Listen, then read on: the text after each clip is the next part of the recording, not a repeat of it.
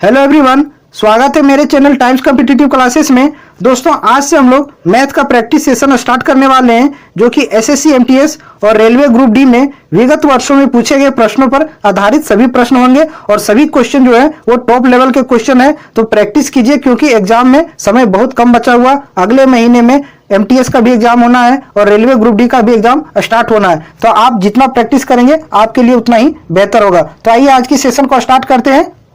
और ये रहा आप लोगों के सामने पहला प्रश्न, और देखिए इसको बनाइए। चार संख्याओं में से पहली तीन संख्याओं का औसत 16 है और अंतिम तीन का औसत 15 है। यदि अंतिम संख्या 21 है तो पहली संख्या क्या है? तो देखिए इसको कैसे बनाएंगे। चार संख्याएं हैं तो चार संख्याओं को मान लेते हैं। पहली संख्या ए, दूसरी संख्या मान लेते हैं बी, और तीसरी संख्या सी, और चौथी संख्या डी। तो पहली तीन संख्याओं का औसत हमको 16 दे रखा है यहाँ। तो पहली तीन संख्या कौन हो जाएगा मेरा? ये ए बी सी। तो यहां हम लिखते हैं ए प्लस बी प्लस सी बराबर कितना दे रखा है? 16 औसत है। तो कुल संख्या कितना हो जाएगा? तीन का 16 48। ए बी सी तीनों का सम हो जाएगा 48। और अंतिम तीन का औसत भी दे रखा। अंतिम तीन मतलब इधर से यानी कि हम लिख सकते हैं B plus C plus D बराबर कितना दे रखा है आपका? 15 औसत है। तो कुल संख्या कितना हो जाएगा? 15 45 हो जाएगा ये। और अंतिम संख्या भी दे रखा है। आप देखिएगा क्वेश्चन में, यहाँ अंतिम संख्या कितना दे रखा है? 21 दे रखा, यानी कि डी का वैल्यू मेरा 21 दे रखा है। अंतिम यही संख्या है 21। तब हम इसको लिख सकते हैं B plus C is equal to 21 इधर जाके घट जाएगा, 45 में 21 जाएगा तो कितना बचेगा? 24। तो बी प्लस सी का वैल्यू कितना आएगा? 24 आ गया। अब हम क्या करेंगे? अब यहाँ हम बी प्लस सी का वैल्यू इसमें हम रख सकते हैं। इसमें हम बी और सी का वैल्यू यहां रख देते हैं। तो ये क्या मेरा निकल के आ जाएगा? ये प्लस बी प्लस सी का वैल्यू कितना आ गया? 24। और इज इक्वल टू कितना दिया हुआ है? 48। तो ए का वैल्यू हमको निकल जाएगा यहाँ से। ए बराबर कितना हो जाएगा? 24 इधर जाकर घट जाएगा 48 में, तो 24 ही बचेगा। और यही पूछा है कि पहली संख्या क्या है। तो पहली संख्या मेरा ए है और ए का वैल्यू कितना आया? 24। तो इसका राइट आंसर क्या हो जाएगा? Option D 24। ये सबसे बेहतरीन सवाल था जो एग्जाम में पूछा जाता है। अगला प्रश्न देखिए और क्या है। क्वेश्चन नंबर 2, 86,581 रुपये को ए और बी के बीच में 9:2 के अनुपात में विभाजित किया जाता है।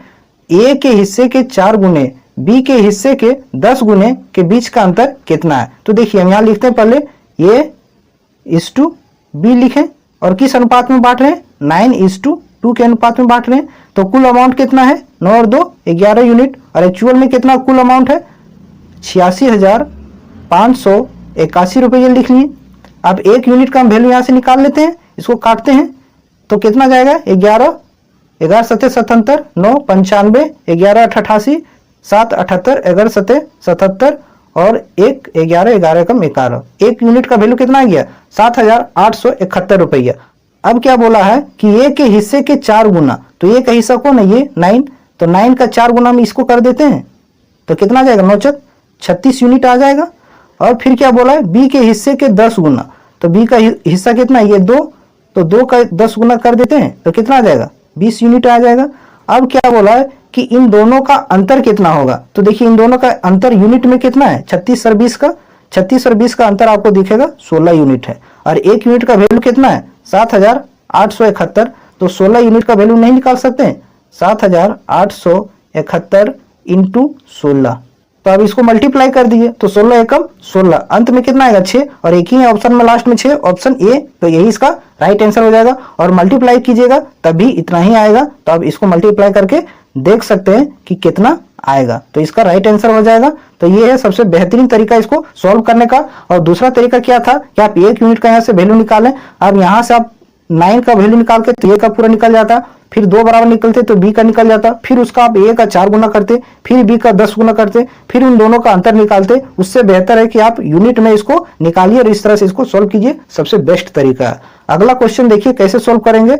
ये है अगला क्वेश्चन आपके सामने। टाइम एंड डिस्टेंस है। 900 किलोमीटर की यात्रा 11 घंटे में पूरी होती है। यदि यात्रा का 2/5वां भाग 60 किलोमीटर प्रति घंटा की चाल से पूरा किया जाता है तो शेष यात्रा किस चाल से पूरी की जाती है? तो देखिए 900 किलोमीटर कुल डिस्टेंस है। कुल डिस्टेंस कितना है? 900 किलोमीटर है। और कितना देरी में तय करना है? 11 घंटे में ये कुल तय की जाती है। अगला क्या बोला है कि यात्रा का 2/5वां भाग, तो 900 का कुल है दूरी कितना 900, तो 900 का 2/5वां भाग हम निकालते हैं, कितना आएगा 18×5 90 और 18 दूना 36, 360 किलोमीटर आया। और 360 किलोमीटर की दूरी 60 किलोमीटर प्रति घंटा की चाल से चल रहा है, तो कितना समय लगेगा, 360 है डिस्टेंस और स्पीड कितना है 60, तो काट दीजिए इसको, 6×6 36, तो 6 घंटा यहाँ लग रहा है 2/5 दूरी को तय करने में। तो बचा डिस्टेंस कितना है, तो कुल है कितना 900 दूरी, 900 में हम कितना चल चुके हैं 360, तो 360 घटा दीजिए, बचेगा कितना, बचेगा आपका कितना 540, ये बचा हुआ डिस्टेंस है। अब हमको मेरे पास समय कितना बचा हुआ है, तो देखिएगा समय कुल 11 घंटे में हमको तय करना है, जिसमें से 6 घंटा हम चल चुके हैं, तो और हम कितना चलेंगे 5 घंटा और चलेंगे, 5 घंटा, तो 5 घंटा और दूरी कितना है मेरा 540 और समय कितना है 5 घंटा, तो 5 से इसको डिवाइड कर दीजिए, तो 5 से कम 5 0 25 8 40, तो 108 किलोमीटर प्रति घंटा की गति से शेष दूरी को तय करना होगा। तो इसका राइट आंसर हो जाएगा ऑप्शन सी। ये सबसे बेहतरीन तरीका था इसको सोल्व करने का। अगर यदि आपको क्वेश्चन सोल्व करना है तो पहले क्वेश्चन को पॉज कीजिए, फिर सोल्व कीजिए और देखिए फिर हम किस तरह से सोल्व करते हैं। अगले प्रश्न पर आते हैं। अगला प्रश्न देखिए, ये भी बहुत बेहतरीन लेवल का क्वेश्चन है। क्या है, ये 90,000 की राशि को 5% की साधारण ब्याज पर 4 वर्षों के लिए उधार लेता है और वह इसे 7% की साधारण ब्याज पर 4 वर्षों के लिए बी को उधार दे देता है। इस लेन देन में ए को प्राप्त होने वाला लाभ ज्ञात कीजिए। तो देखिए ये खुद कितना दे रहा है, तो ये की बात करें तो ये प्रति वर्ष 5% की दर से दे रहा है, तो कुल कितना परसेंट दे रहा है और 4 वर्ष के लिए दे रहा है, तो 4 वर्ष में कितना परसेंट ब्याज देगा, ये 20% देगा। और यही अमाउंट को बी को दे रहा है ये अलग रेट से, किस रेट से 7 की रेट से, और कितने वर्षों के लिए दिया है 4 वर्षों के लिए, तो बी ए को कितना देगा ब्याज 28% देगा।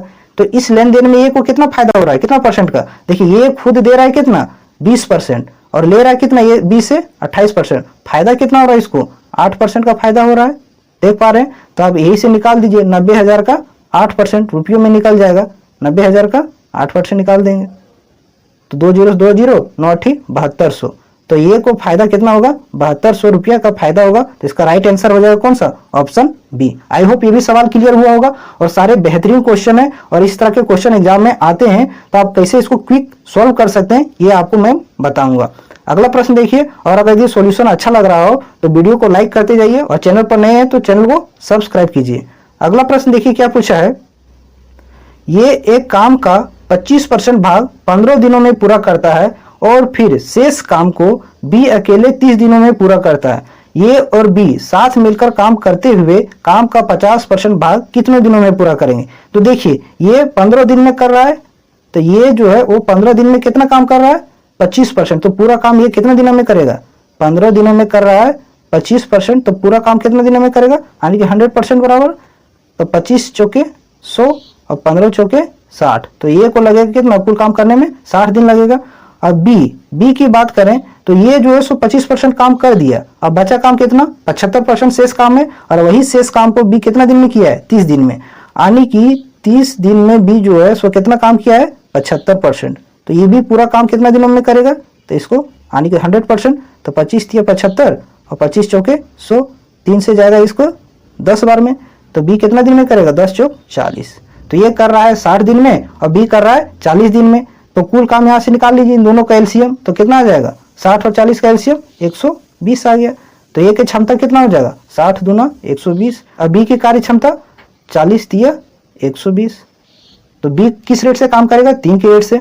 अब क्या बोला क्वेश्चन में कि काम का 50% भाग हमको पूरा करना है, तो कुल काम कितना है 120, तो इसका 50% अगर हम निकालेंगे 50%, तो कितना आ जाएगा 60 काम आ जाएगा, और 60 काम को ए और बी मिलकर काम करेंगे, ये 2 की रेट से और बी 3 की रेट से, 3 2 5, तो 5 से इसको डिवाइड कर दिए तो कितना आ जाएगा 12 दिन, 12 दिन लगेंगे 50% काम करने में ए और बी अगर यदि साथ में काम करते हैं तो इसका राइट आंसर हो जाएगा ऑप्शन सी। आई होप ये भी सवाल क्लियर हुआ होगा और अच्छा क्वेश्चन था ये, इस तरह का क्वेश्चन एग्जाम में पूछा जाता है, तो आप इसको देख लीजिएगा। अगर नहीं समझ में आया तो वीडियो को रिप्ले करके देखिए, समझ में आ जाएगा। अगला प्रश्न देखिए क्या है, गेहूं की कीमत में 15% की कमी होने पर एक गिरहनी 2720 रुपये में 6 केजी अधिक गेहूं खरीदने में सक्षम बनाती है, तो गेहूं की प्रति केजी घटी हुई कीमत कितनी है। तो देखिए इसको कैसे करेंगे, तो कीमत में कितना प्रतिशत की कमी हुई है, 15% की। तो 15% बराबर हम क्या लिख सकते हैं, 15% बराबर हम लिख सकते हैं 3/20। कैसे लिख सकते हैं, जब परसेंटेज हटाएंगे तो नीचे हम क्या लिखेंगे, 100 लिखेंगे। अब इसको काट दीजिए, 5 या 15 और 20 बचे 100, इसलिए हम डायरेक्ट इसको क्या लिखें, 3/20 लिखें। तो इसको अब हम मिटाते हैं कि कैसे मैंने 3/20 लिया। अब इसको हटा देते हैं, समझ में आया होगा कि मैंने कैसे लिखा इसको, 3/20। अब देखिए इसको कैसे करेंगे, अब यहाँ लिखते हैं इनिशियल वैल्यू मीन्स प्रारंभिक मूल्य, और यहाँ लिखते हैं फाइनल वैल्यू मीन्स अंतिम मूल्य। तो पहले प्राइस में कमी कितना हुआ, 15%। तो नीचे वाला मान लीजिए प्रारंभिक मूल्य, तो पहले प्राइस कितना था, तो पहले प्राइस कितना था 20 रुपया, उस पर 3 रुपया की कमी होगी, तो कितना हो गया, प्राइस 17 रुपया हो गया। तो कंजम्पशन इसका क्या होता है, जस्ट अपोजिट होता है। तो कंजम्पशन पहले हम करते थे, खाते थे पहले 17 केजी, अब कितना खाने लगे, 20 केजी। तो कितना अधिक हम खा रहे हैं, 3 यूनिट। और यही 3 यूनिट के एक्चुअल में कितना बराबर दे रखा है क्वेश्चन में, 6 केजी क्वेश्चन में दे रखा, आप यहाँ देख सकते हैं। अब यहाँ से हम 1 यूनिट का वैल्यू निकाल सकते हैं, 3 यूनिट बराबर दिया हुआ है मेरा कितना, 6 केजी। तो इसको काटिए, 1 यूनिट का वैल्यू कितना आ जाएगा, 2 केजी।